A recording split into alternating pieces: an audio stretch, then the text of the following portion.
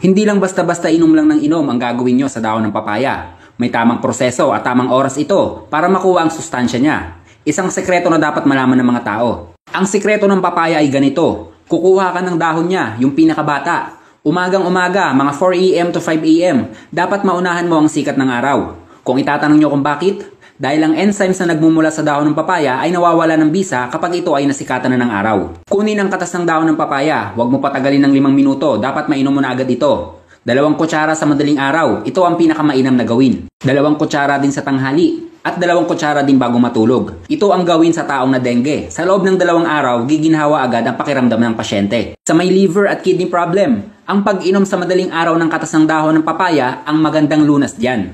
Magiging malinis din ang ating mga bituka. Nagagawa din itong panatilihing bata ang ating kutis. Pinapababa din ito ang blood sugar level. Sa may mga diabetes, try nyo ito 1 week lang. Then pa-check up ulit kayo at paki-comment dito ang naging resulta. Ito ay bilang hamon at patunay sa bisa ng dahon ng papaya. Kung may sakit sa balat, kahit anong sakit sa balat, pahiran nyo lang ng katas ng dahon ng papaya. Mapabuni man yan, hadhad, an-an, mawawala agad yan basta tama lang ang proseso na iyong gagawin. Salamat nga pala sa kaibigan kong doktor sa England sa pagturo ng tamang proseso nito. Mabuhay ka kaibigan. At yan ay 1 minutong dagdag kaalaman galing sa isang magsasaka.